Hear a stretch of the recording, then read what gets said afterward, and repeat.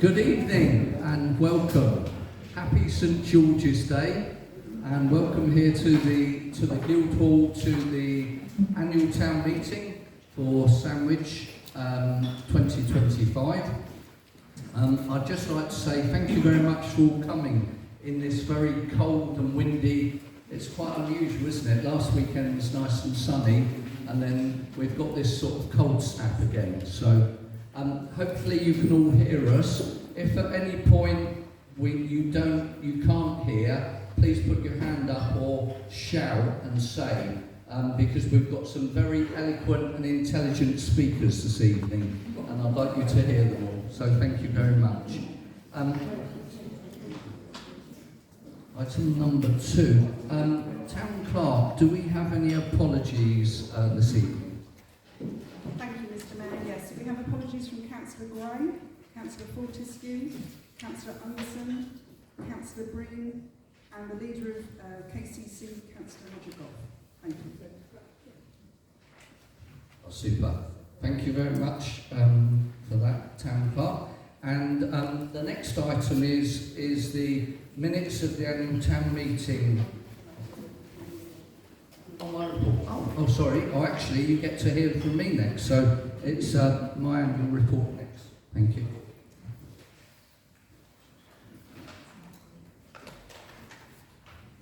Okay, so I'm glad so many of you have come here tonight, as this is the most important council meeting of the year. It allows the public to come and find out what Sandwich Town Council has been doing, is going to do, and you can ask questions as well, so how good's that? Last year it had been a year of recognition, reconciliation and rebuilding. I termed it a move from relative chaos to strong stability. Well, 2024 was the year that Sandwich Town Council started to move forward and rebuild foundations that the new council has now laid, and it has a great rebirth based on a lot of hard work this year from both councillors and staff. We're now fully staffed by the most qualified and experienced staff I think we've ever had, all bringing great opportunities to support and expand our council. There's been a lot of free thinking and new ideas coming forward, which is good. The council is financially stable and with great enthusiasm, effectiveness and efficiency. My councillors and staff have worked very, very hard, and they found their new roles and abilities which they're building on as we go into the future. Last year I said we would recruit a fully qualified property manager, and we did. We've got a very excellent chap who's fully qualified and has jumped in at the deep end and is swimming very, very well. He has taken on a massive workload.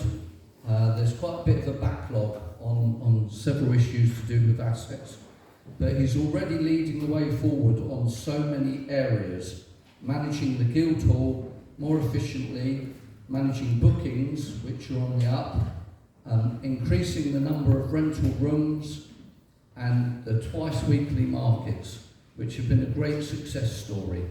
And now we have a waiting list of stall holders asking to join us.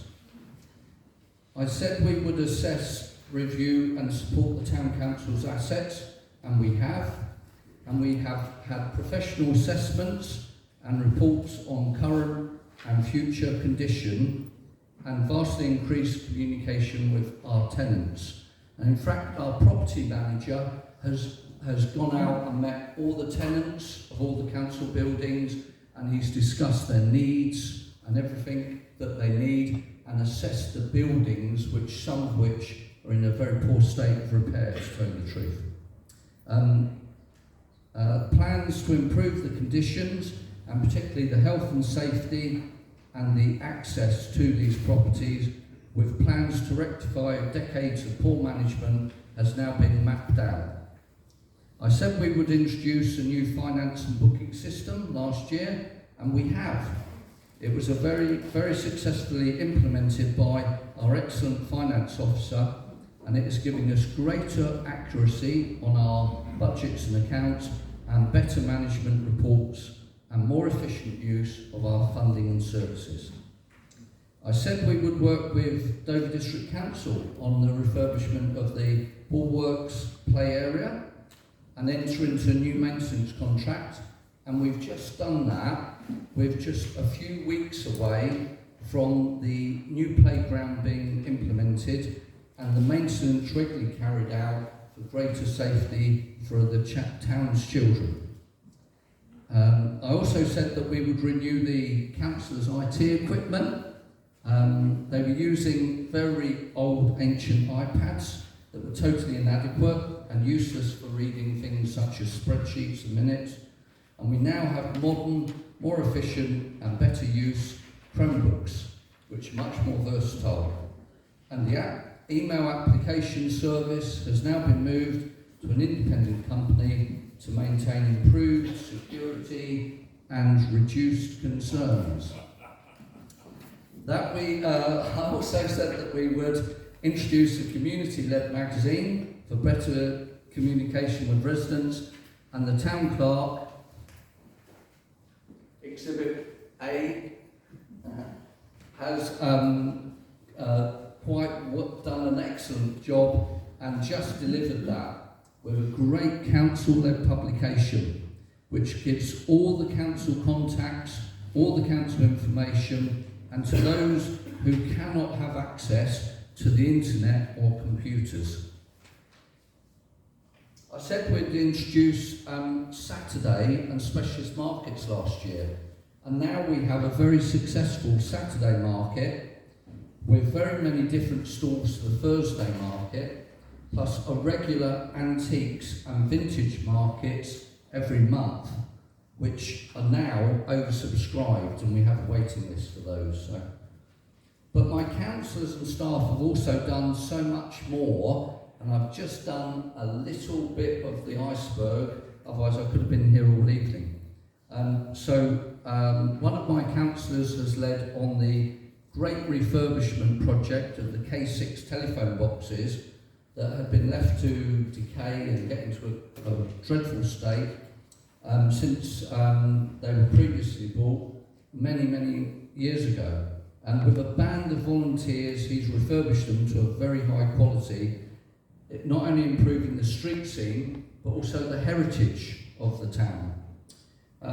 Also, my councillors have reviewed and updated our standing orders and the terms of reference, making the council more transparent, more open and fairer in its decision-making processes.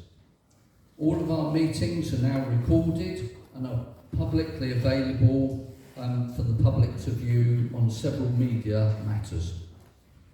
The fees and charges for the Guildhall forecourt have been fairly reviewed and assessed in consultation. We actually met with the events organisers and people that use the Guildhall forecourt when we were putting these up, so we've consulted and set them a fair and acceptable level. And we've uplifted the pay to pay for the very large public works loan that was taken out by the previous administration. So the council will now be paying this back and improving the council's revenues. Just recently, a small team have drafted and set a new business plan to guide us forward on our journey ahead. And despite massive increasing national insurance costs for the Guildhall and the buildings, and crippling utility bills, we've now kept the precept increase to just 5%, where many other councils in England have set much higher levels. I was told about one only yesterday from the town clerk. Won't mention who they are, but they've put it up by 75%. So 5% seems quite reasonable. We've also challenged KCC proposals. This is probably old news, which was the closure of Richborough Transfer Station to make sure we kept that open. My councillors have regularly posted regular traffic updates, attended to lighting and roadwork bulletins to assist the residents. They've enabled dog waste bins to be renewed and updated. Rubbish bins have been reported, and we've tackled illegal parking and disabled access issues. We have fought tooth and nail to try to address this appalling problem of speeding vehicles in the town. It's a real scourge, and we've done our utmost to try and get KCC to step in and do something about it. We haven't achieved it, but we're working towards getting something done.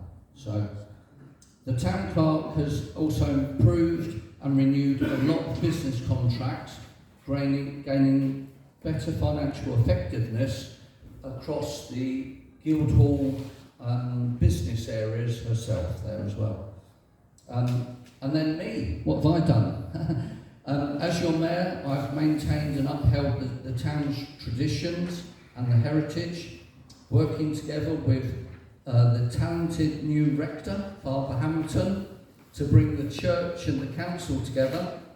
And we have renewed and improved the Remembrance and Battle of Britain services, which are massively attended now, and achieved that. I have attended personally over 150 civic, official and charitable events, either driving myself, cycling to some of them, or walking if they're just obviously in the Guildhall. Or in some cases, taking the train to some events. The Mayoress and I have represented you and the town at all of the 4 schools events, at church events, official parades, openings, and more importantly, the installation of the new Lord Warden of the Cinque-Ports, an event that I personally organised and managed with my team here at Guildhall. And also, this year, double whammy, as Speaker of the Cinque-Ports, I've not only chaired the Confederation Standing Joint Committee meetings, but I've visited all of the Cinque-Port towns by train or car. I've redesigned their promotional leaflet, which was 10 years out of date.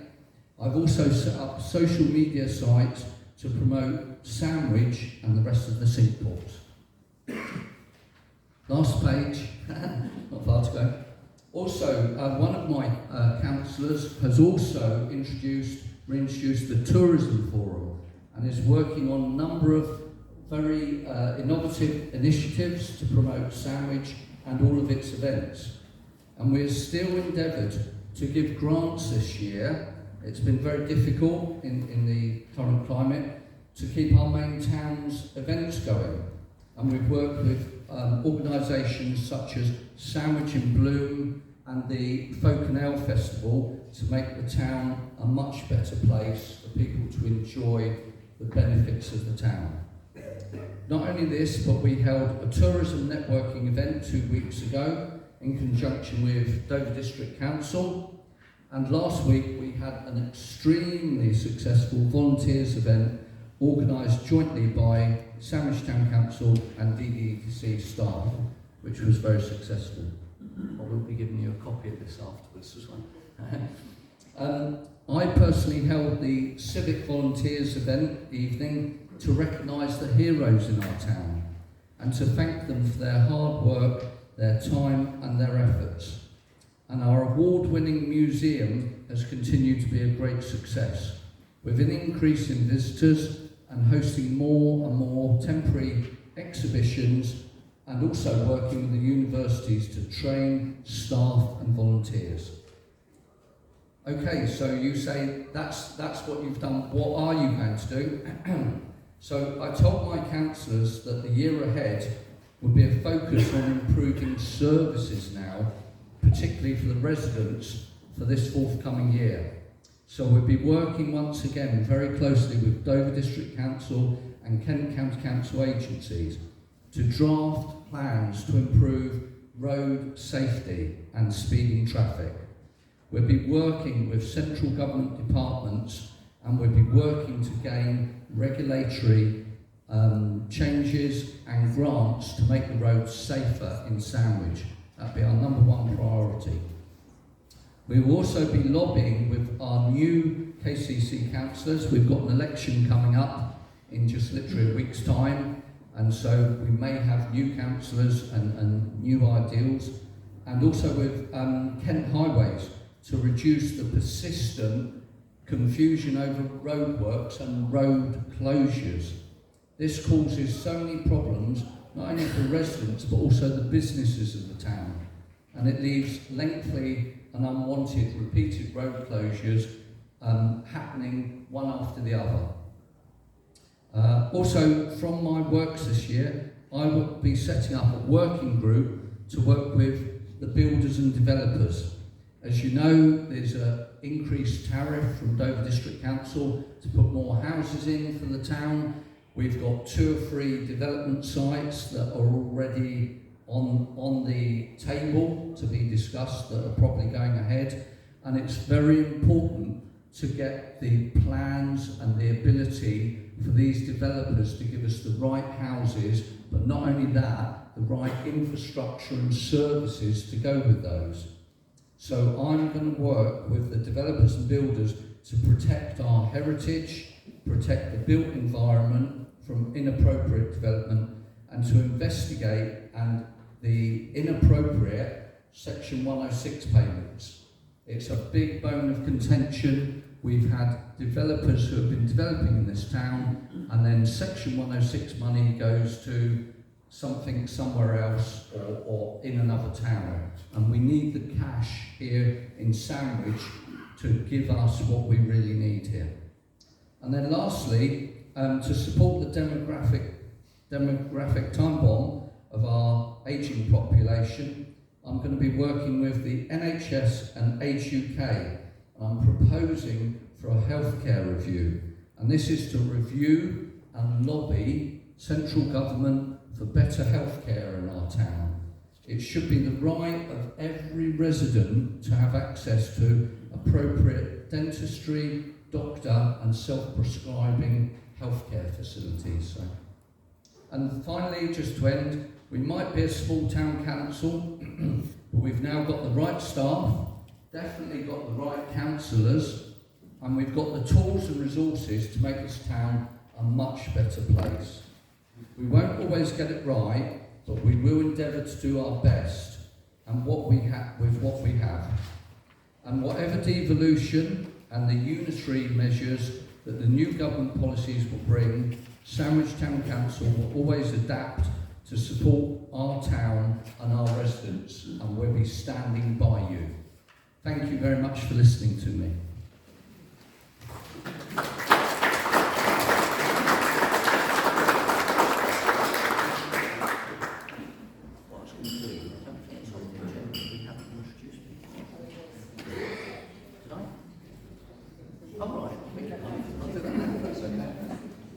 And I'm very sorry, I missed a little bit of our agenda out, and it was the most important part of the agenda, and that was for the introduction. So apologies from me for doing that.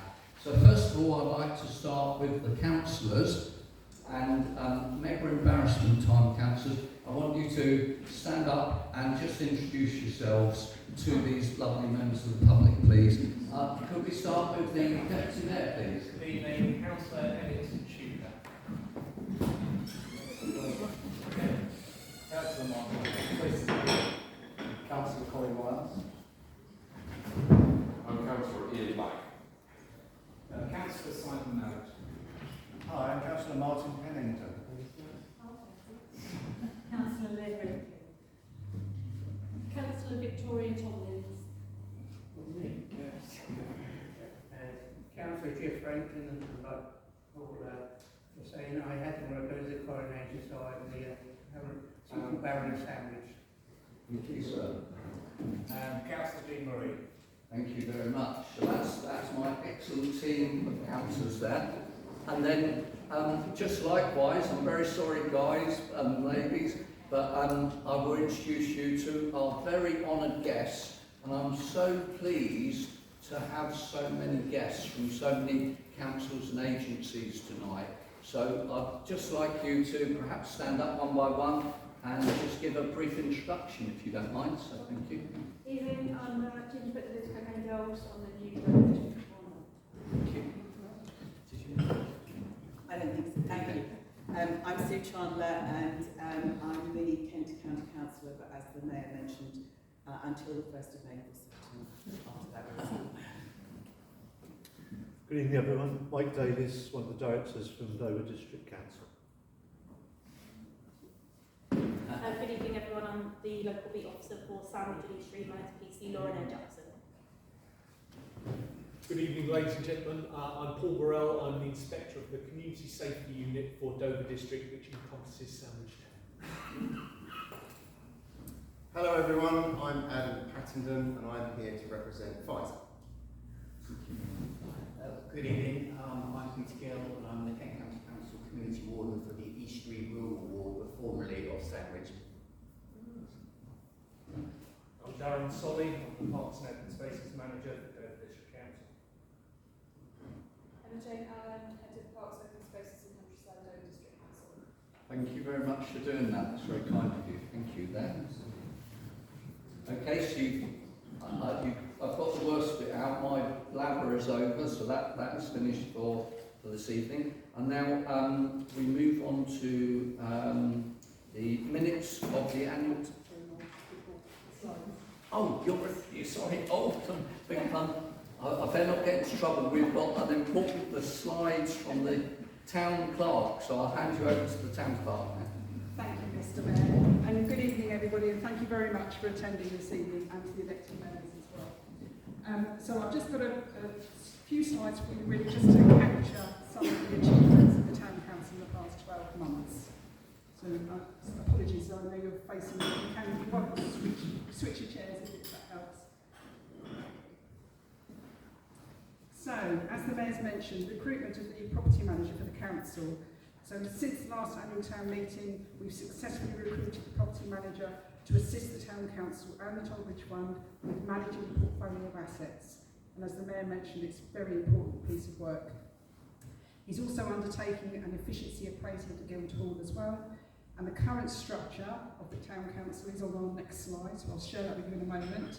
And the next stage will be for the Human Resources Committee to review the resources and budget for the council and Tollbridge to determine how the staffing structure can meet the demands for an evolving dynamic situation given the discussions around potential devolution. Thank you. Let's share next. So that is our current structure, and you'll see I'm at the top there. We've got some ad hoc arrangements for town sergeant at the moment.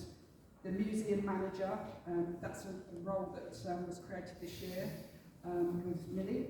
Responsible financial officer, the assistant clerk, the information administration officer, property manager, and then we have a caretaker. We don't have an assistant caretaker at the moment, that role is not fulfilled. A cleaner and a facilities assistant. So that's the structure at the moment. Okay, so now we turn to our marvellous markets on the Guildhall forecourt.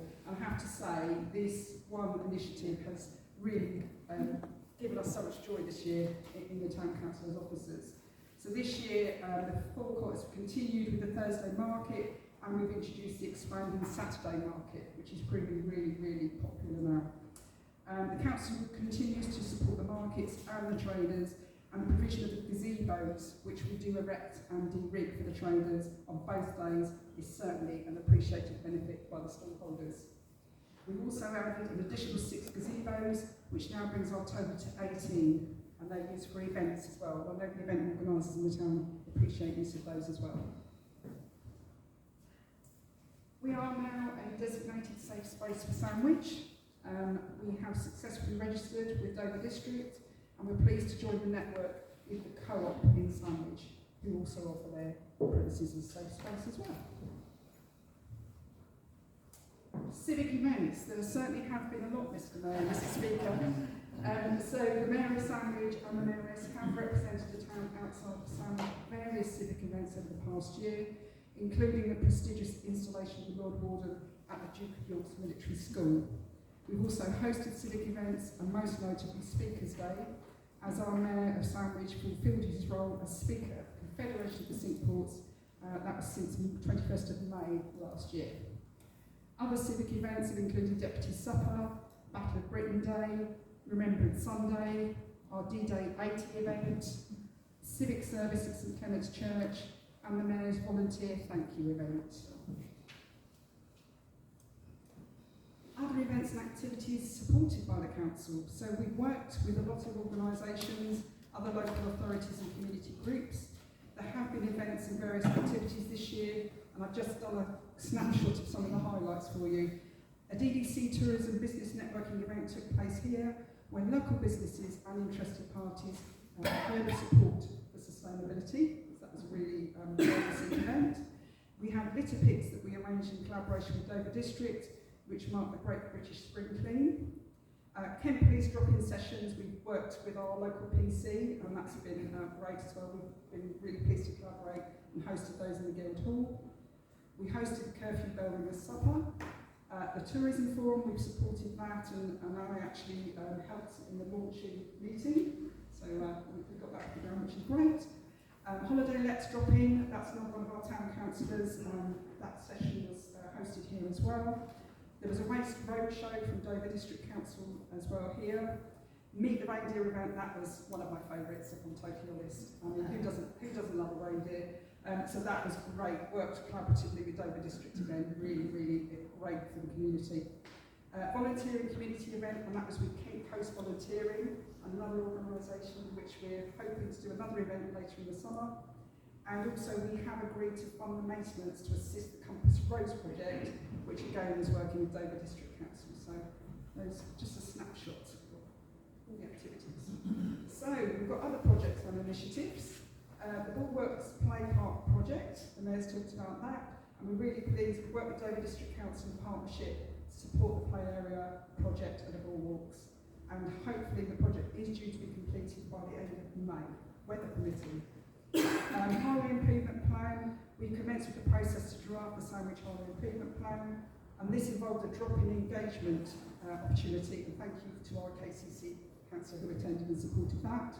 And that was on the 8th of January, so a long time ago now. A survey was used as well to gather the comments and to shape the draft document.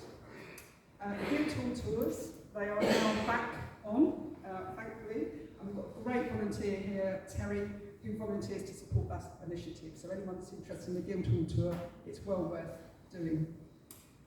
Also, we have our Town Council magazine, which I've got some copies at the end of the room this evening if anybody wants to take them away. But they are going through the letterboxes as we speak. So that's really good. And local businesses as well will get copies of those. And also the telephone boxes.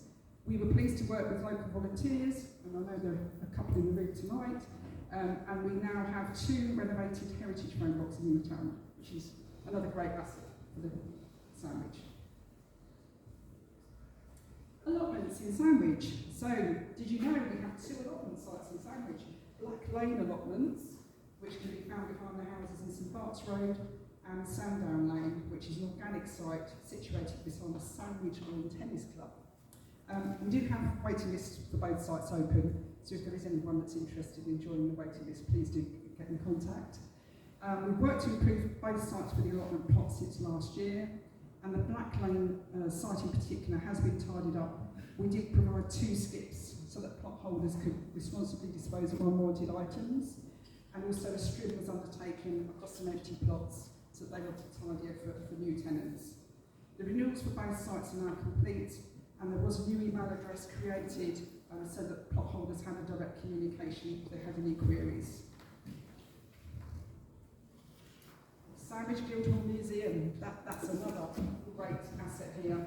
The museum has had an increase of over 1,500 visitors compared to last year, and it has exceeded its target for this year by over 1,000 visitors. Across the donations and merchandise, income has increased over £800 compared to last year, with the separate donations and income totals exceeding what was predicted. So that's really good news for the museum manager. She worked so hard. The museum continues to carry out work to meet the national standard for museums, particularly completing a full inventory of its collection, which is a huge task. As of April 2025, approximately 11,000 items have been listed, as well as around 1,000 items from the reference library. Another great picture of the front entrance there.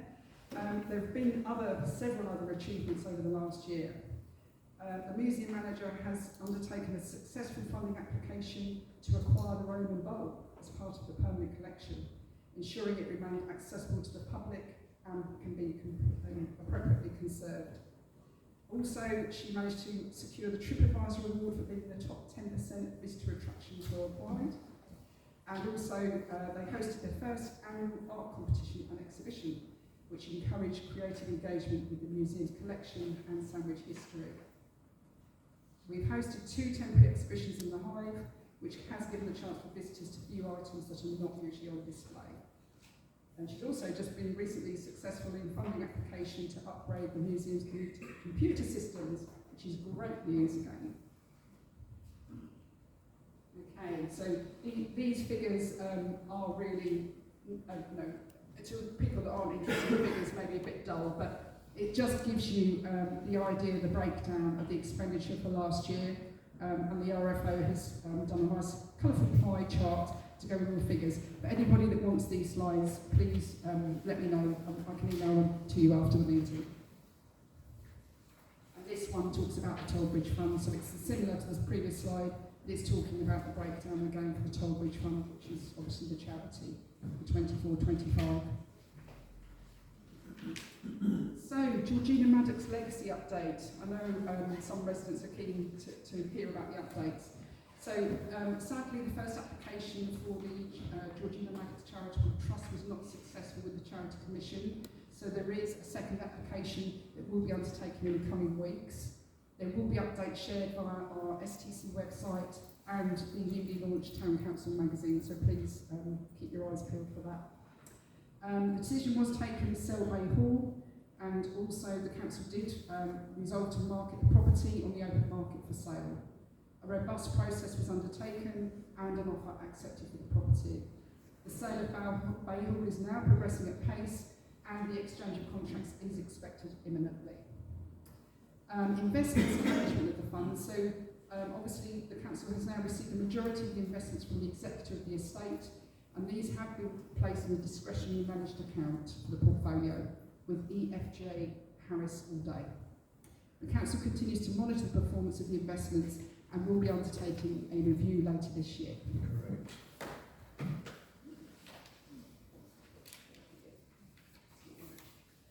Okay, so things to come for this year. This is just a snapshot of the next few months I can recall. So, a new business plan. The Town Council is working on a new business plan, and this will be shared in the coming weeks with the community. It's actually going to the meeting on Monday, those that are interested. And this will shape the priorities for the remaining 2 years of the Council administration until 2027. We're working on a Big Green Week, and this will be a programme of activities with partner organisations, and we're going to schedule weekly events that support the Council's pledge to tackle the climate emergency. We're also working in collaboration with Kent Police, and we're planning with 4 local schools to encourage intergenerational activities across Sandwich, and this will be called Love Your Community, and we will be sharing further details soon. So thank you to Kent Police for that, that's great. D-Day 80, 8th of May, we will be marking that with an event that recognises the 80-year anniversary of the end of the conflict in Europe. And that is everything from me. Thank you.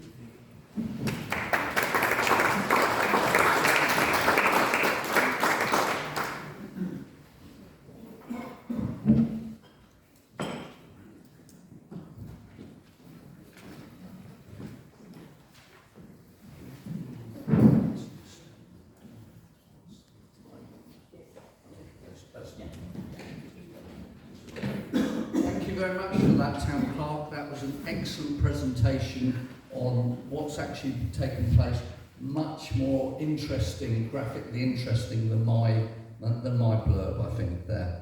Item number 4, we've got the minutes of the annual town meeting, and this is to approve the minutes of the annual town meeting held on Wednesday the 10th of April 2024, and to consider any matters arising from those minutes not covered elsewhere in this agenda.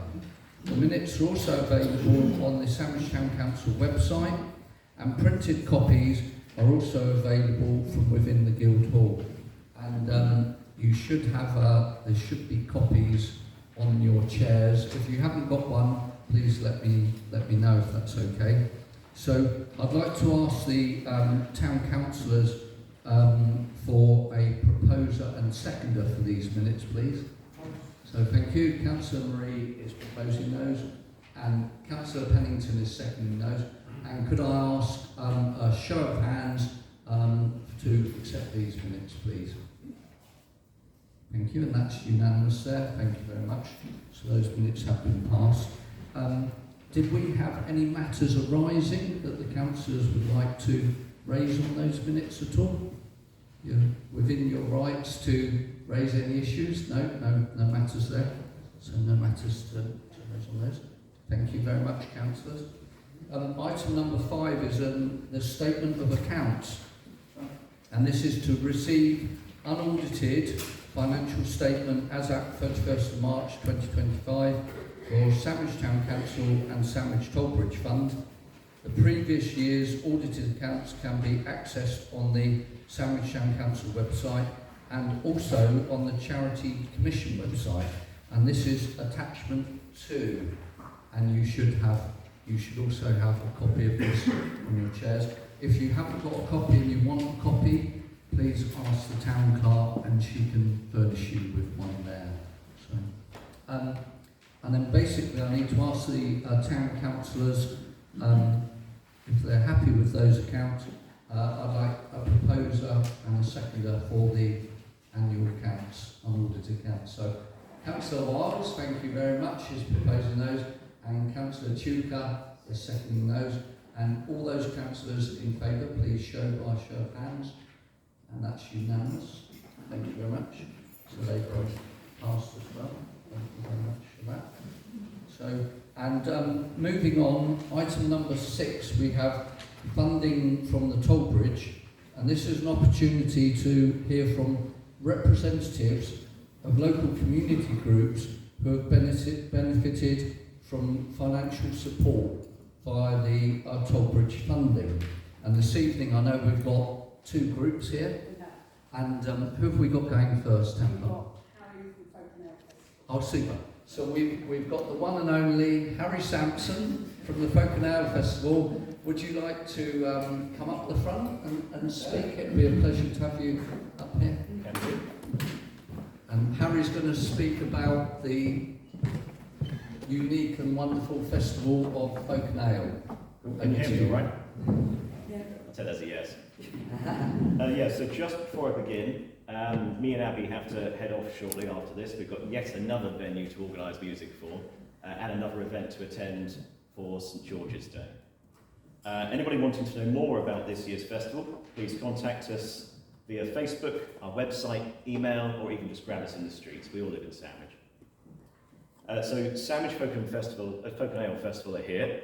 So myself, the co-opted secretary, and Abby, our wonderful chair, just in the corner over there, just going to embarrass you a little bit.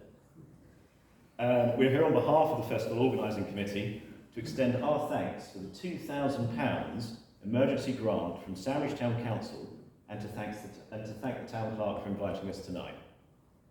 So, to put into context how much this grant means to us, compare the last few years of grant income from various sources. In 2022, we received £21,000 in grants. In 2023, we received 6,600 in grants. In 2024, it was 3,600, and this year, the only support, our last bastion of support, has been Sandwich Town Council. We've also had new and rising costs we've never had before, so charges to close roads, use community spaces, the costs of promotion, equipment, making sure that we pay musicians, both local and international, fair wages. It's all just going up. Fortunately, even in the current financial climate, local businesses, as well as the council, have stepped up to offer what they can. So such as this year for our fundraiser raffle, our fun trivia night taking place this Friday at the Quayside Bar and Grill, or others who've sponsored the festival financially. So this, along with a small army of volunteers, offering their time and expertise, is something that makes Sandwich shine, to steal your turn of phrase, Mr. Mayor, Thank you. and punch well above its weight. So the council grant is going to be going towards benefiting the most people possible. It will be spent on welfare amenities in the town and free live entertainment in public spaces, accessible to all.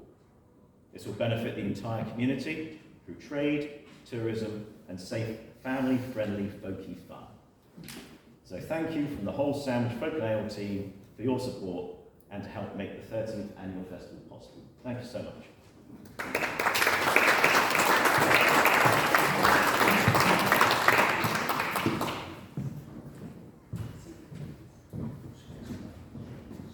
Thank you very much for that, Harry. That's excellent and well deserved, well deserved. So, if you do have to disappear at any point, please continue to get those preparations in place. So thank you very much, and thank you to Abby for coming as well this evening. And then our second recipient is going to be explained by Councillor Simon Mallet, which will be for Salute the 40s. And I believe he's also going to promote his most excellent event. If you haven't got a leaflet, please do get one, which is the VE Day on the 8th of May, which is going to be super. Over to you, Simon. Thank you. Thank you. Sandwich Salutes the 40s was certainly very grateful to receive what for us was a significant funding last year towards the putting on our free event on the Quay. The funding allowed us to confidently plan ahead for this year's event. With that funding, we have been able to both raise and carry forward funds, knowing we can plan and make commitments. In particular, as this year marks the 80th anniversary of VE Day, and rightly not to be missed.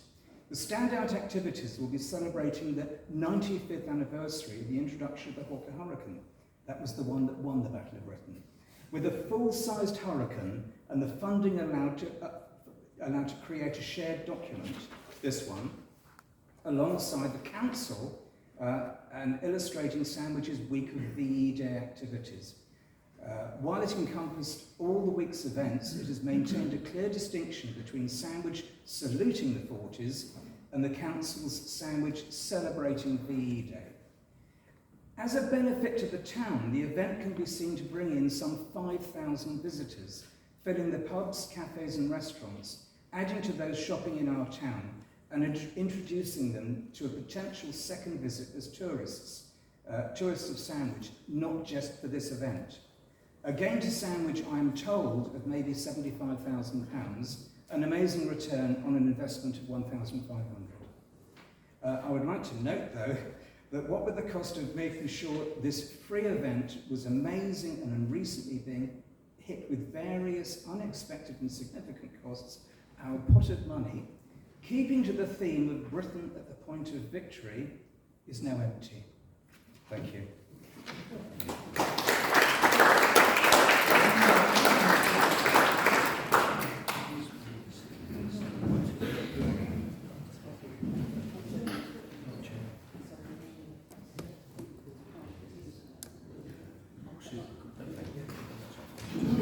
Thank you very much for that, Councillor Mallet. That's excellent. So, and I hope our entire audience here will be coming and attending and supporting your events there. So, thank you very much for that. So, that's two very, very superb recipients of funding there.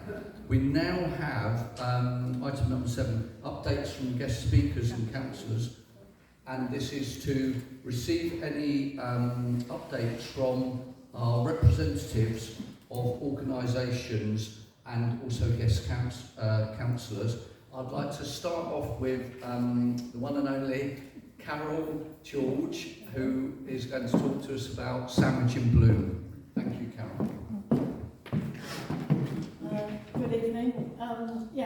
not going to spend very long talking to you tonight because I didn't know I was talking at all.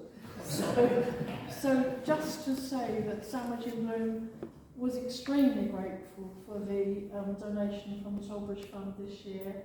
Like the Folk and Ale Festival, we depend very much on that income, and without it we can't keep the flowers growing and glowing in the town. We believe that they are an asset to the town because whenever anyone walks through they see the flowers, and I think it does lift people's spirits. We are very much aware that we cannot keep relying on grants. Money is extraordinarily tight everywhere. They are at home and they are for our council and for everyone who we ask for grants and submit the grants and funding. So we have expanded a little bit this year to try to raise money for ourselves. So we had an afternoon tea. The Tollbridge restaurant actually did it for cost, so we raised the money there. We are currently encouraging all the children and adults to grow sunflowers, and at £1 a time they can put the money in and get a sunflower pot. And in fact that was with the help of the Paul at the co-op, so a really good scheme. And today it has raised £308, so we're really, really happy with that.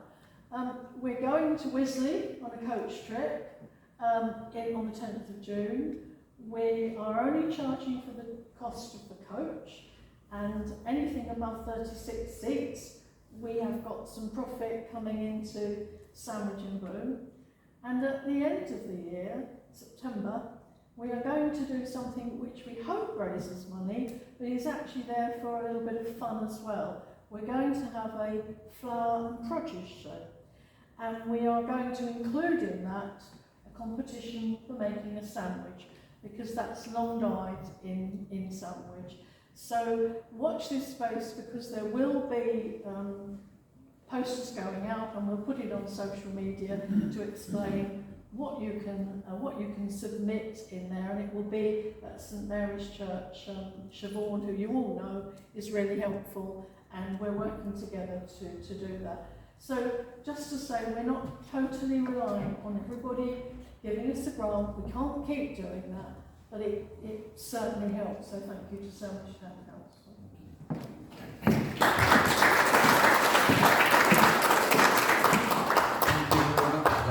Thank you to both you and Richard for all that you do, making this place, the whole town, a much prettier and greener place. It is really appreciated, so thank you so much for that. So, the next speaker we've got is Richard. I'm not sure, I don't know, I haven't actually had confirmation. Oh. Did you want to speak this evening, Richard? Thank you. You invited me and I accepted. Yes, Indeed, that's fine. The next person I have is Richard Ralph from the town team, and to do with the tourism forum. Yes, So yes. thank you. Thank you very much, Mayor, and good evening, everybody. Just very briefly, I'm going to speak on those two subjects. I'm chairman of the town team and have been for far too long, so if anybody feels like taking over, I'm open to offers. And also the tourism forum. Just on the town team, we are still there. We're still pursuing our mission of trying to help to make Sandwich a better place to live, work in, and visit. That covers a multitude of, I was going to say sins, but a multitude of things. There are four major prongs to our activity. One is the strategic issue of a sort of vision for the future of the town as expressed in our new vision for Sandwich, green papers and so on of some years ago now. Secondly, traffic. Thirdly, disability and access. And fourthly, planning and all the issues around planning and conservation and so on. On traffic, I was extremely encouraged to hear that the sort of issues we've been banging on about for years are now very much ones on the Town Council's agenda. Signage, you know, speed restrictions, that sort of thing. Good luck to you. We've been pressing very hard with rather, I'd have to admit, rather limited success for at least the 10 years I've been involved with this. Anything we can do to help in your endeavour, you have only to ask. We are ready to do that. Speed watch, I noticed that this is something you want to revive. We did it, we initiated it some years ago, and it fell into abeyance, mainly because it's very difficult to find people who are prepared to turn up and turn out in nasty weather and to be abused by a minority of drivers and so on. But again, this is something we very much support and like to help with. The bus stand, I think almost the less said about that by me, the better. It's such a pity that that's kind of marred the otherwise glorious success of the Guildhall forecourt reimagination.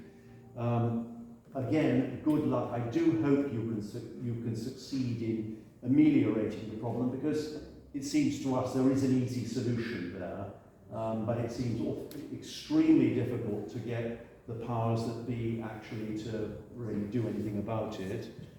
And then finally, on planning and so on, there's the big stuff about, you know, the new housing developments that have been built and are in prospect. Like you mentioned, the issues of impact on services, impact on traffic, all of that sort of thing. I know you're seized of it, but I think, you know, legitimately the town team will want to go on keeping a very close eye on that and see where we can add some value to it. And then there are some specific horror stories, if I can put it that way. One is that ruined house on New Street, which we've been going on about for as long as I can remember. We would love to see some progress on that. I know a host of people and authorities have tried very hard to sort it out.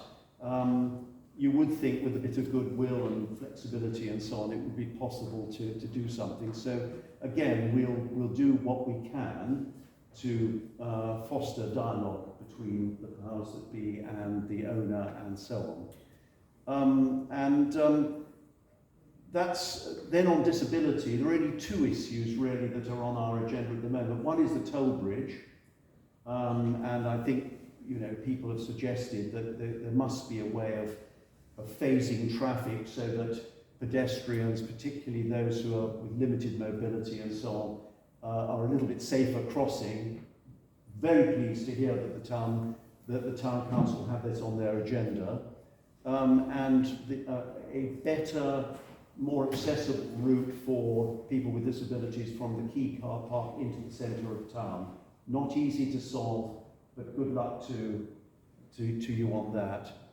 And then finally, on the big issue of strategic planning and thinking about what Sandwich could look like, I'm awfully pleased to hear that there's a renewed interest in looking at this on the part of the council, and we again have a tremendously strong sense of ownership about this, and would like to partner with the council on seeing if we can move that forward. Could I just mention our annual general meeting will be on the 19th of May, 10 o'clock at the Bell Hotel, and we are a completely open organisation. Anybody who's interested in these things and would like to come and participate in the discussion, you are extremely welcome. And one final point on that, we are not just about the historic part of Sandwich. We purport to be interested and represent the interests of people throughout the community in all parts of Sandwich. On the tourism forum, very briefly again, terribly pleased to hear that the council really want to give this a good push. Could I make just a couple of points? One is, we were set up at the tourism forum was set up at the behest of a councillor and the council, with the blessing of the council, but it is a sort of an arm's length body, and speaking for the tourism forum, I think we find that works rather well. We like that, but then we want to work closely with the council. Our aim, just in case anybody needs to understand this, is it's not just to get more tourists to visit Sandwich for its own sake. I mean, we're obviously intensely proud of our town, and I'm always amazed at how little known it is beyond Kent, say. So our aim is to bring more tourists here, but it is for a specific purpose. It's to increase footfall, increase spending, increase prosperity for our town. There are two dimensions to our work. One is, what can we do to raise the profile? And the things we're looking at in the forum are social media, which is obviously the way to go these days. So improved websites, rationalizing, that sort of thing, much more stuff on social media, influencers. Thank you very much, DDC and KCC, for everything that you're doing on all of this. That's not to say we're not reliant on hard copy. So the Sandwich Guide, which is excellent, we are now spreading as far and wide as we can, both within the town and in neighbouring communities. We are working more closely with golf clubs, and we are also developing a closer relationship with Dover over cruise ships to bring in more cruise ship passengers into the town. And then the other side of that is, what can we do here in Sandwich to make ourselves more appealing, accessible, attractive, even open? Because, you know, it's not much good if tourists come and all the shops are shut, for example, or they can't get a decent meal. So we're working with the Compass Group, with the Chamber, with almost anybody who will listen, to see if we can increase the articulation there, so that our community is aware of the opportunities. If, for example, there's a very big golf competition and hundreds, not to say thousands, of golfers come in, I know they've come to play golf, but they also need to stay somewhere, and they also need to eat outside when they're not playing golf. These are opportunities for us. So we're trying to sort of jazz our offering up there. Signage for visitors. Fantastic news about the new historic information boards, and congratulations to everybody who's involved with that. QR codes maybe. And then there's some other activities that we're not running, but we're very much interested in supporting. Are reviving the Heritage Days scheme, perhaps in September, and the Heritage Harbour. So there's lots going on, in short. Last 2 points. One is, if you haven't seen it, go and see the Compass Rose down at the Quay, which John van der Dol is responsible for, and I think it's absolutely wonderful. It's the sort of thing that, you know, beautifies the town a bit more and creates something of interest. You don't laugh, but we have a plan. I know it's been an idea that's been knocking around for quite a few years. If you didn't know, the first elephant recorded landing in this country in the 13th century was here in Sandwich. And people have been suggesting, can't we do something to big that up? Our idea, and we're working on it at the moment, and DDC seem to be quite interested, is how about a statue of an elephant, which would be amazing as a sort of an icon, and would also be very attractive in this age of selfies and YouTubers and all of that sort of thing, as something that people would come and enjoy seeing and taking pictures of. Last word, thank you so much to everybody who's involved, both in the town team and in the tourism forum. We couldn't do it without you. It's a great town to work with in that sense, so appreciate it. Thank you so much.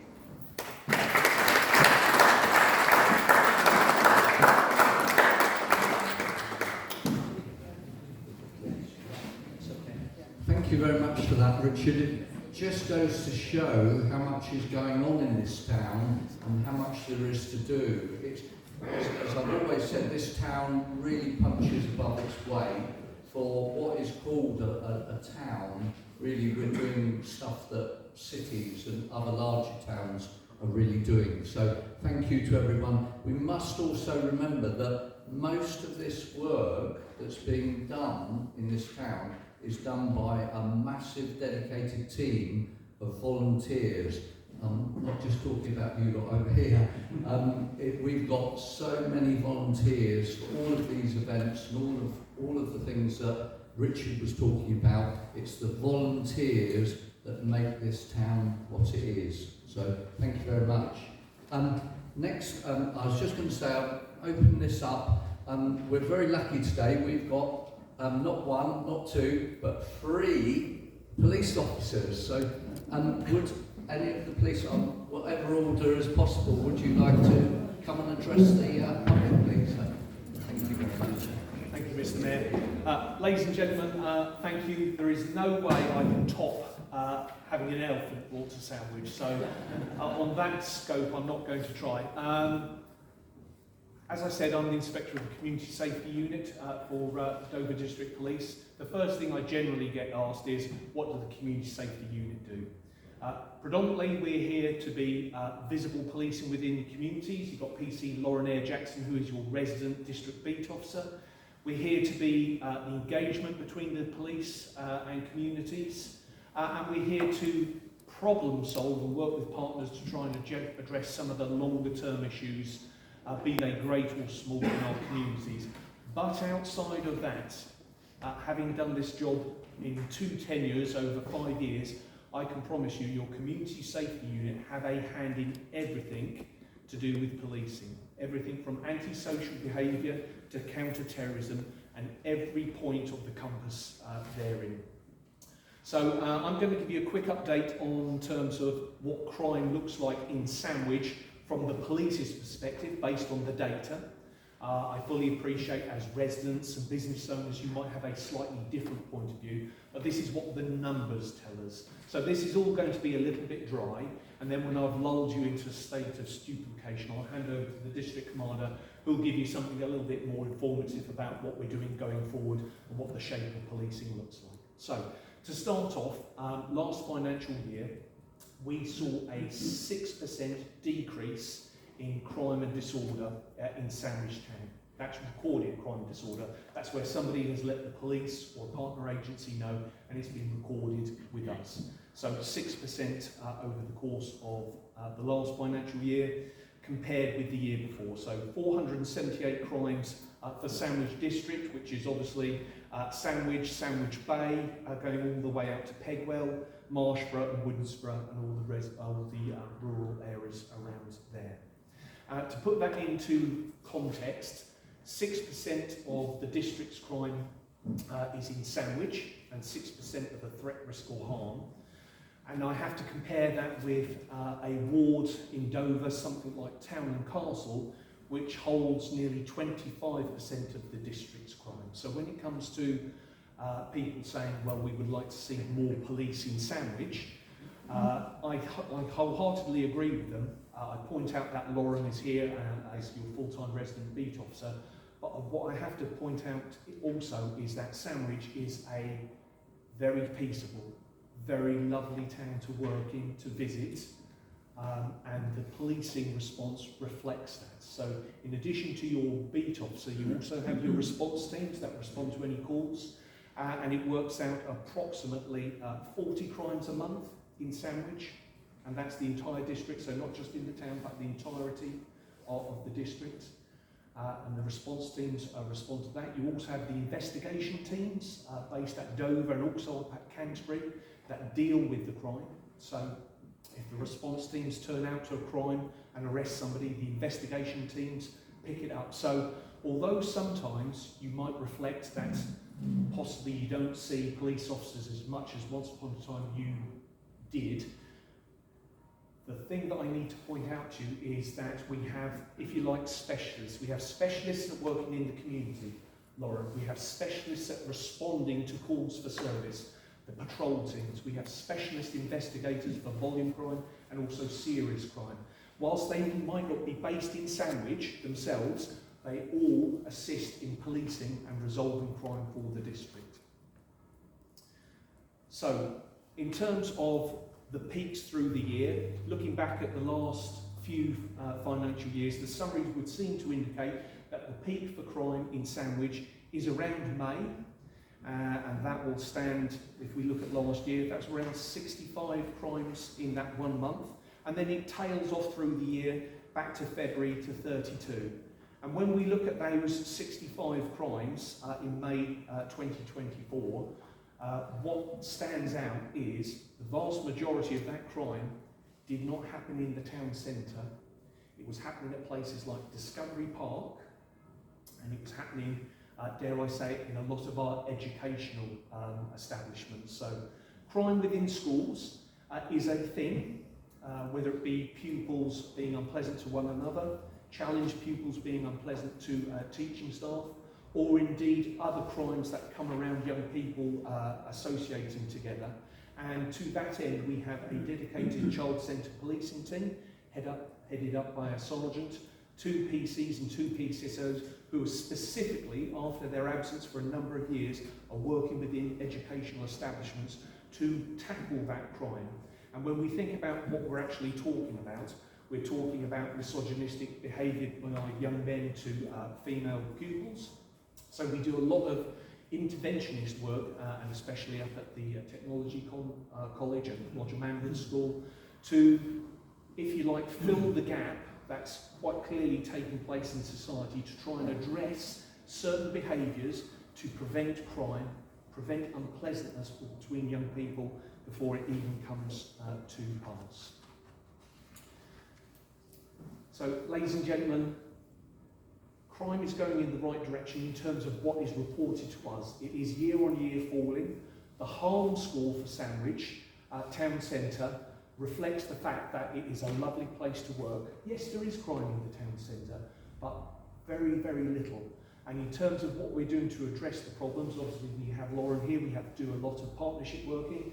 Peter Gill in particular is a key partner in assisting us, giving a visible presence in the town centre, and we will continue to do so. Our big themes for the next 12 months are tackling violence against the person, violence against women and girls, particularly in a nighttime economy setting, antisocial behaviour and retail crime. We recognise that cost of living pressures, rightly or wrongly, have resulted in an upswing in retail crime, theft, shoplifting, for many reasons, and it's now one of our focuses, because we appreciate that while big multinational corporations and businesses might be able to suffer those losses, some of those smaller businesses, those that make our communities unique, need a little bit more support, and that's what we're here for.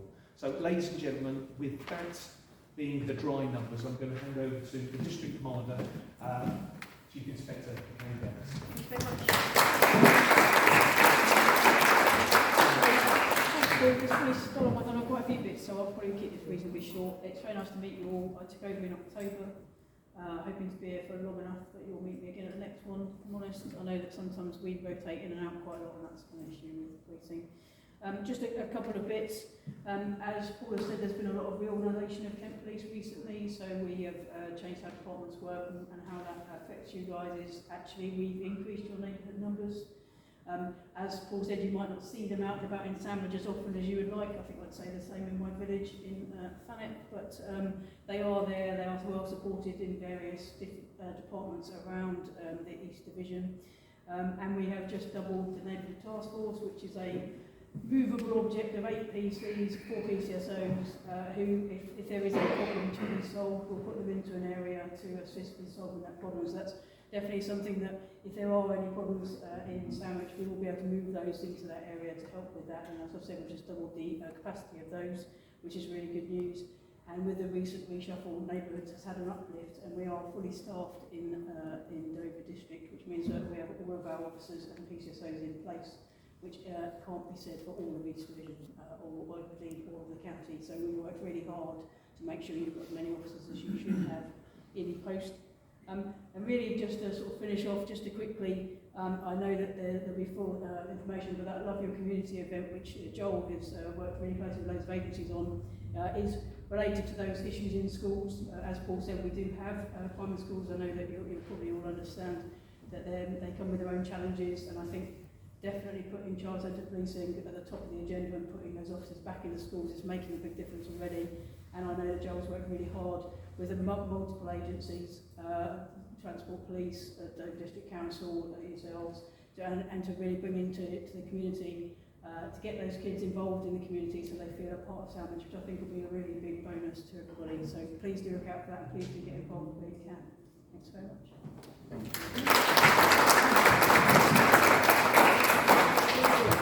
Thank you very much for that. That's excellent. That's very reassuring. So it's excellent that you've come along and put our minds at rest. So particularly there's statistics which sort of show that we have got such a lovely town here now. So did we have anybody else apart from those that have got particular questions? Was there any other agencies or anybody that wanted to speak at all? This is your opportunity to do so, or the marriage will go ahead. No, that's superb. Thank you very much. Okay, so this brings us on to item number 8, which is the questions and answers session. And priority will be given to those questions that have been sent in advance of the meeting to the town clerk, which allows for a comprehensive response to be given at the meeting where necessary. Electors are also invited to direct questions to councillors and representative guests on the night, but bearing in mind the time, we will only be able to field a small number of questions. So the first one we have is to ask the KCC member, Councillor Chandler, what she has achieved for her constituents and what pressure she is putting on KCC member, Councillor Baker, to have them repaired. That was from Mr. George. Oh, that was from Mr. George. So, thank you very much for that. Councillor Chandler, would you be able to assist us with this question, please? Thank you. So I would love to answer this question very comprehensively, but for good reason, there are restrictions placed on me because we are in a pre-election period. That means that I am very limited in what I can say in my role as a sitting Kent County Councillor as we go towards an election campaign. I'm very happy to talk to any individual outside of this meeting and respond to those questions, but if I were to answer that question in full in this meeting, I would be contravening those restrictions that are placed on me. So whilst I would love to answer it, I'm certainly not going to break those restrictions. Thank you, Mr. Mayor. Okay, thank you very much, Councillor Chandler, on that answer there. This one here. The next question was to Dover District Council. What action is being taken, reference second homes and Airbnbs regarding Dover District Council to charge 100% charge on council tax in excess of the normal charge? This could be added to the precept, and this was from Richard George. Do we have on mic? Would that be okay for you to answer this one? Thank you. Can I just say, I've received correspondence from Mr. Davis, which I understand, but I do think that the people attending here tonight should hear it from Mike Davis himself. I was going to say councillor, finance director. Okay? Call me a councillor, that's actually independent. Thank you, Mr. Mayor. Yeah, setting council tax is on the one hand tedious, but on the other hand important. And basically you can have the short answer or the long one. I'm assuming you'd rather have the short one, but we can go into the long one if you like. So effectively, second homes and the premiums on them are included in the tax base. When we're setting the tax base, it's effectively looking at how many houses you have in bands A, B, C, D, and you're familiar with all that stuff. How many properties we have, and then we allow for things like premiums, like the second homes premium, and obviously discounts, single person discount, all that sort of thing. And you come to a grand total of equivalent band D properties. So there are 80 plus second homes in the tax base for the Sandwich area. And so they're included in the tax base at the moment. So when Sandwich Council, Town Council, came to set its council tax, elected to put a 5% increase on the council tax, but of course that was applied to a bigger tax base. So the total precept that Sandwich Town Council generated rose from 301,000 last year to 330,000 this year. So about a 10% increase, although it was only 5% increase in the rate of council tax. So about 3.5% to 3.7%, something like that, was generated by the premium on these additional properties. There's also a point about Airbnbs. Now, Airbnbs aren't treated separately, so they're just another house, unless they become registered as a business. So when they're just another house, they're probably one of these second homes. If they're registered as a business, then they drop out of council tax and become part of business rates. But there are certain criteria that owners have to meet for that to happen. So typically, the house has to be available, property has to be available for at least 140 days a year, of which 70 must be let. But that is all done, registered by the valuation office agency. We just then collect the business rates. And of course, your bit of council tax has disappeared for that property. I hope that answers it. I've got a long answer if that wasn't too long already. Long answer and more details if you want them. Happy to talk about them now or later, but that's the gist of it. I hope that answers your question. Thank you very much for that, Mike. That's excellent. Did that answer your? Yes and no, but it still needs enforcement. The enforcement enforcement is vital to if collect it's the dues. and the rest of us are not subject to rubbish being left on the street on Sunday evenings. I know in central Sandwich they collect on a Monday, but then there is a rat population in Sandwich, and there is a large number of seagulls and foxes who like to investigate. Of course. Oh, did you have a secondary? Yeah, I mean, I'll try and deal with the no bit then if I missed bits, because I wasn't sure the implication of your question. So picking up the properties, there is a ticklish issue, which is... Sorry, I can't hear you. I'm sorry, is this not coming over loud enough? No, it isn't. No. Oh, I'm very sorry. Okay, try again. So there's a ticklish issue, which is the waste domestic waste, which is part of the normal collection, or actually, is it commercial waste? There's obviously, if these properties are let commercially, it's strictly speaking commercial waste, and the owners of the property should be charged. When you go down that route, then of course you're going to invite fly tipping, which is almost impossible unless you catch it at that moment. It's a bit like dog fowl. Unless you catch it at that moment to enforce. The other side of it, which is what I also took you to be referring to in enforcement, is of course there may be properties that are second properties of which we're unaware. Now, what I don't want to do is to say, well, let's have a snooper's town where everyone dobs everyone else in. But effectively, if we don't know this is second property, we can't implement the charge. So we are reliant on being advised whether second properties exist. Obviously, you may feel that 80 was a low number to come up with the Sandwich, but not being a resident, hard to judge. I hope you all heard the first part of my answer, so sorry if I was too quiet, but hope that's better. Sorry, Mr. Mayor, can we just clarify this? Because we have done we in the town team did an awful lot of work on Airbnbs, and I know that the council and Councillor Ripley, along with others, did an awful lot of work to try to establish how many there were. And when we did this in the town team, we actually had to have a look at the advertising of houses that were being constantly advertised via the Airbnb websites, and it didn't even then match with what my understanding was of what was registered for DDC as an Airbnb. And that was not that difficult to marry up. No one was asking someone to divvy up on the next door neighbour, but it wasn't that difficult to marry up. And we have streets in Sandwich where perhaps only 2 or 3 people are now living permanently. So it doesn't help our community. I think this is where we're coming from. And I was really happy to see that the government are saying, you know, there's going to be a much bigger charge for people, so not getting a reduction because it's a business, but actually a higher income because that is a second home, and it is a business, but it's affecting the town that business is in. So, sorry, I just wanted to clarify. I don't expect you to answer it, but it is just difficult to equate. You currently have a problem in Dover after that major fire the other night. Yeah. And I think the council's conduct has been excellent. Yeah. Both the elected members, leader, and the council themselves. But these Airbnbs could be the accommodation the insurance companies could put them in. Yeah.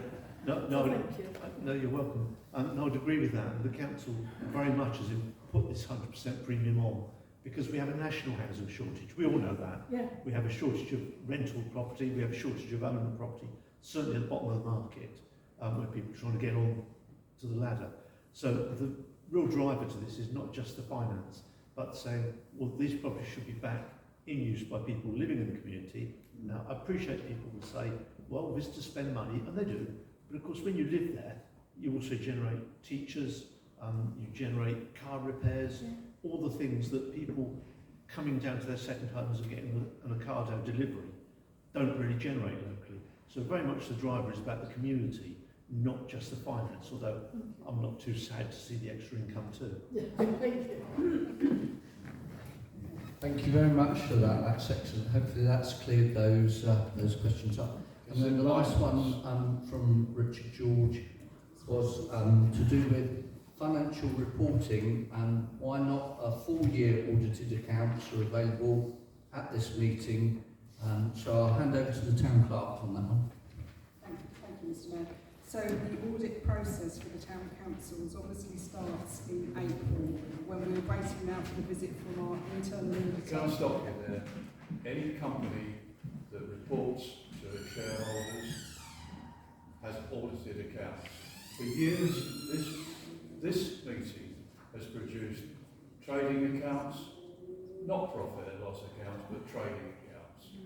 And as such, it's a window dressing exercise, and that ridiculous statement at the end. You can see the audited reports probably about the end of June, after they've been through the Finance Committee and gone to the tax man and all the rest of it. So I'll stop you there. But the one thing, the second part of that question is about the toll bridge fund. Now, on one of the statements that was produced today, 73% of the income was being used for salaries. It's not on. That toll bridge fund was designed in concept to benefit the residents of Sandwich, not through successive administrations through elected bodies who have robbed it and used it as a slush fund so that people like the folk and owl, etc., get a pittance of a thing when that 79,000, which is shown up till the end of March, which is the end of the financial year, I fully understand, should be being used. And this precept, not increasing it by only 5%, is naive management when others are increasing it. You have to increase that precept. Otherwise, you're going to continue while you're with this cheap, what's the name, mob, who produced you an abysmal reply on your investment. I got 13.9 off my investments last year. What does they return? A single figure, 4% was it? And that was an institutionalised shoveling it to them through other organisations.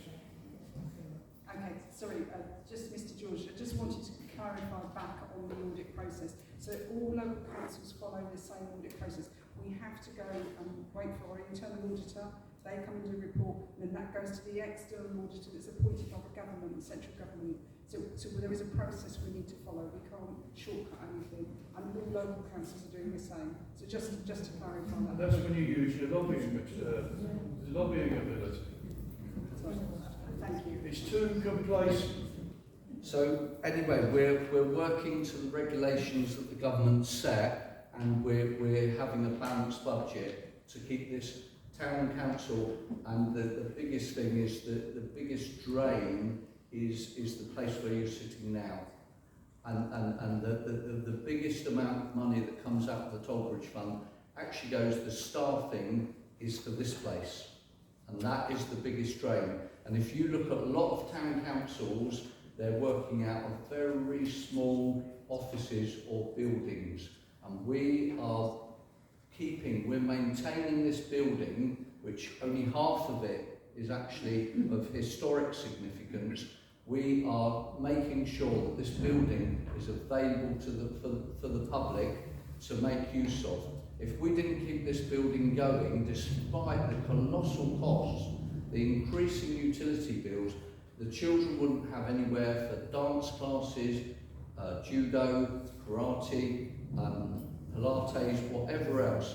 This Guildhall is the asset for the whole town, and it is the town council that keeps this Guildhall going. So, end of story. No, there's also the Georgina Manning. You made no statement on that tonight about whether that will be not raided like the Tollbridge Fund to subsidise the poor performance of the... So the next question we have is from Carol George, and she said, I'd like to ask the following questions of the town meeting. Given the development of hundreds of new homes that are being built, what safeguards are STC discussing with DDC and KCC to ensure that the correct level of infrastructure is in place within Sandwich to support these developments? I'm particularly interested in the increased traffic and dangerous speeding issues that we are already witnessing, along with water and ancient sewerage pipes. Schools, power supplies and doctors' surgeries, hospitals, especially given the current waiting list. I would also like this question posed to the representatives of DDC and KCC attending this meeting. So what I can tell you from the point of view of Sandwich Town Council is that obviously Sandwich Town Council has got very few powers. I know I've said this year in, year out for the last 2 years, but our powers are extremely limited. We're a town council, and apart from a few things, allotments and rubbish, we haven't got a lot of powers. To do with the developments and the infrastructure from development are a part of the planning process. And the planning process is, of course, with the authority of Dover District Council. The highways, or any adopted highways, or any developments, is obviously comes down to Kent County Council and Kent Highways. Sandwich Town Council always lobbies on any new developments to make sure that they're the correct developments for the town and that they do have some form of ability to improve facilities via something called Section 106 agreements. And this is where the developers give some funding to the town for things such as libraries or education. And as I said in my speech, this is where we need to lobby stronger than we have done before. But Sandwich Town Council has its own planning committee, and that planning committee sends our objections or praise on developments that happen in Sandwich, and if we have concerns, those concerns go through to DDC as well. Also likewise with Kent County Council, any developments where it will affect the roads, such as there was a very large site at Woodensborough Road, and the ongoing traffic that could have come into the town or is coming into the town, that was lobbied very hard for Woodensborough Road, and we were asking for things like level crossings and zebra crossings and parking restrictions and all sorts of things to reduce that, including speed restrictions coming into the town from that development. And we worked very hard with KCC and DDC to try and get that right. So, so Sandwich Town Council's doing its best, and as I said, I'm hoping to set up a working group. There's a very large development that's due over on the Discovery Park site. We all know about this. It's going to be very large. It's going to have a massive effect on traffic coming over, into and out of the town via one particular route, and of course that's the Tollbridge route. And we need to get onto that very, very early on to make sure that it doesn't affect the traffic flow, but more importantly, the safety of pedestrians and disabled people to get over that bridge. So I'll just ask if there's any, is there anybody, I don't think so, DDC, just to say about planning with development. I don't know if you know, Mike, actually, it might not be your area, but larger developments or plans, how they can help the town, or be made sure that they give to the town what they should do. If you Not sure why I just stood up, really. It's very foolish in Sandwich to come and talk about planning. The position actually tonight is we have a planning meeting at Dover, which is why, or maybe the reason why you don't have any planners here. I did talk to them before I came, so I've got a bit of a script. It may or may not answer your question entirely, but we'll have a bit of a go. So we've got a newly adopted local plan. You're probably all familiar with that, and that does consider the infrastructure requirements across the district. Developers then required to make the contributions that Mr Mayor's talked about, 106 contributions towards the infrastructure that's needed to support the development or the consequences of the development. So the infrastructure needs to set out in the Council's Infrastructure Delivery Plan, or IDP, and the latest version is 2023, July 2023. So it does need to be updated this year, and we do consult towns and parishes on that in that process. The current IDP identifies a certain bunch of needs for Sandwich. I'll just run through them, hopefully they ring bells. So specific highway network improvements, they'll be secured through the site-specific individual planning applications. Walking and cycling improvements, Stonor Road and Sandwich train station. We're currently consulting a local cycling and walking infrastructure plan. Sandwich Town Council has been consulted on that. Primary education, there's an estimated need for 1 FE of primary. I think that's one form entry. I didn't know that either when I got this. Form entry of primary, but not until post-2032. KCC obviously responsible for planning this at the moment is the Education Authority, although you're also probably all familiar with the excitement of local government reform or restructure, so we'll see who does it then. Secondary education, land's been allocated within Sandwich Tech to facilitate expansion. There's also a number of potential open space and sports facilities upgrades. Highways and cycleway requirements are assessed by the local highway authority, so that's KCC, we rely on them for that. Developers need to submit a transport statement, assessment and travel plan to detail highway issues with their individual applications. I've almost finished. Upgrades for electricity and gas haven't been identified as a particular need. And doctor surgery is obviously back to 106, so we try and develop or generate the income, which then goes to the health authority. That's really a bit of a textbook summary rather than something specific to Sandwich, but it's the best I've got for this evening. Thank you. Thank you. Thank you very much.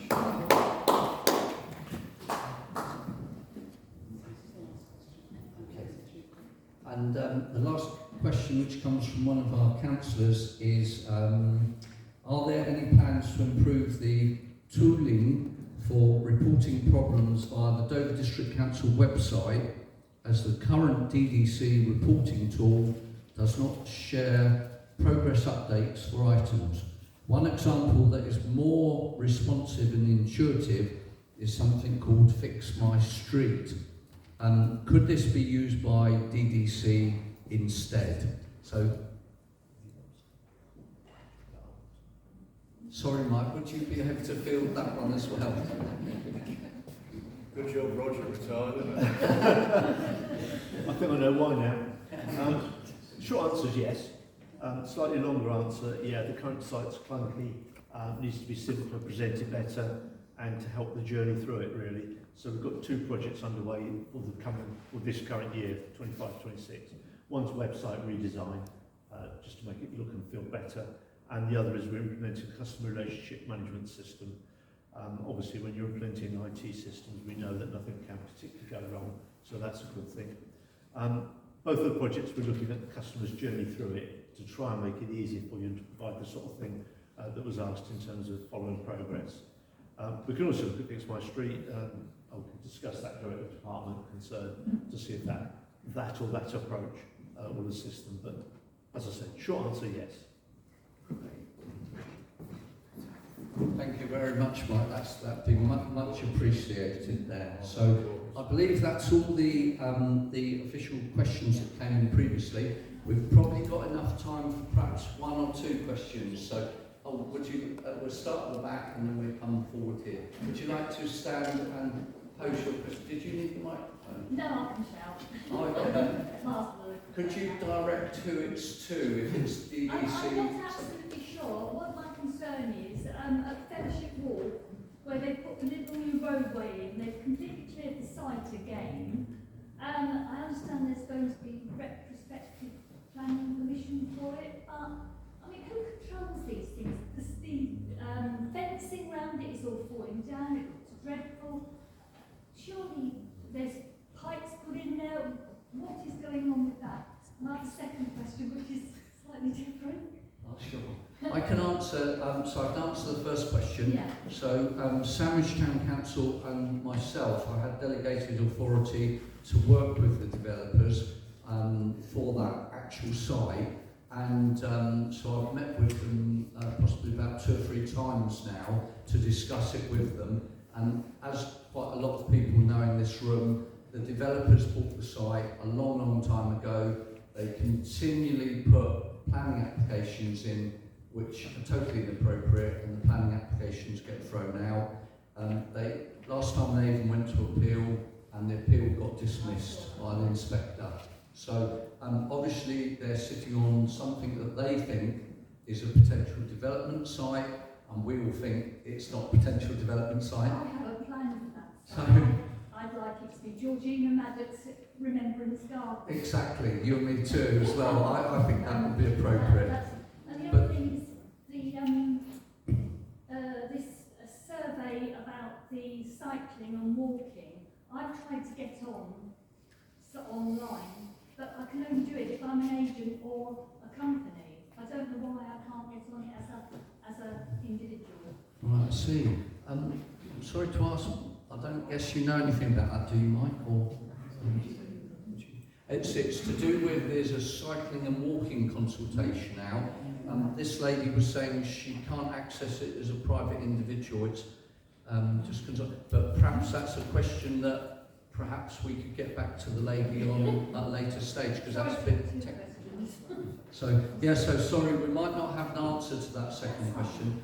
But I can just let you know, give a bit more of a progress report. The Fellowship Walk site, many of the councillors here, including me, as soon as there's been any development or movement on that site, we have got in touch with DDC immediately. The town clerk's been excellent on getting in touch as soon as possible. And actually, DDC have been very responsive. And they, for the recent works that were undertaken on the site, DDC made 2 site visits, and they followed up on several of us putting complaints to DDC about the work that was going ahead. The answers we've had back is that the works that have been done on the site are not works that require planning permission. So amazingly, they own the land. If they want to put a little driveway in or a fence or stuff like that, then obviously they're allowed to do that. They're allowed to put in utilities, drainage, cabling and things like that, as long as they're not building up, things like that. But obviously we are aware that if they're doing things like that, then there could be something else coming down the road. So we are very aware, and all of the councillors on Sandwich Town Council, regularly go by the site to try and do something. We complained about the fencing, the Harris fencing. We complained about that, but that's actually permitted. So they're permitted to put fencing up around the site, which is for health and safety reasons, so that people don't wander on the site and perhaps fall down a manhole or something In like that. that case, should they not be responsible for keeping it looking tidy because it's falling down? And, Indeed, we have asked Dover District Council for that, but I can guarantee you, Sandwich Town Council and the councillors are very active on that side, and we've actually got a network of people that phone us up, including me, when I've been even on holiday, and people phone you up or email you and say, oh, there's some vehicles there, check out what's happening. And we're around there like a shot to see what's happening. So we are fully aware of that, and we're on site for that. So if you'll excuse me, I have to go now. Indeed, that's not a problem at all. Thank you for your questions. Thank you. And Thank then we you have very one much. other from Dawn here. And would you like to pose your... Well, I hope you can all hear me, wherever you are. This question is to do with the new signboard, and I don't know whether this can be answered or not. Firstly, why was it not like the old signboard in French? That would boost our tourism lookout.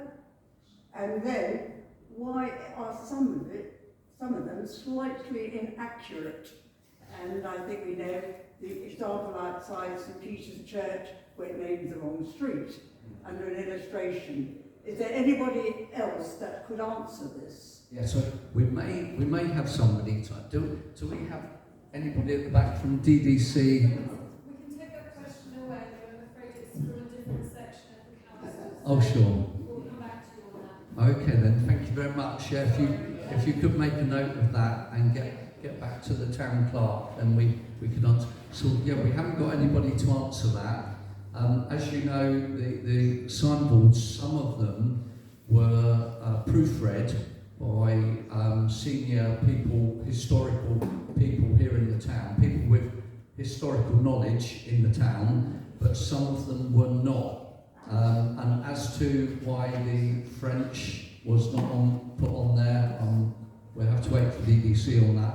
And there was also a possibility of a QR code going on there in the very beginning when it was mooted to change these signs, and the QR code did not appear on there as well. So, but we're going to have to leave that for Dover District Council to come back and answer that one. So sorry, hopefully we will get an answer. Especially the tourist season starting, it's a shame. Exactly. Well, thank you very much for those questions. That's very good of you. So, first of all, before I close this meeting, I'd just like to say thank you very much to all the councillors for turning up and for your dedication over this last year. And I know that dedication will go on for the next 2 years because they're such a good bunch. They're fantastic. But also, I'd like to thank all the honoured guests from all the agencies and from all the representative bodies that help support Sandwich, and I know you're all doing your best, and I'm really looking forward to working with you in the forthcoming year. So thank you very much for all coming tonight. It's brilliant that you're all here and still awake through this meeting there. So the date of the next full council meeting, the annual meeting of the council and mayor making, is on the 15th of May 2025, so you'll be welcome to come to that. I'd like to just finally say thank you very much for all the people that have come here tonight.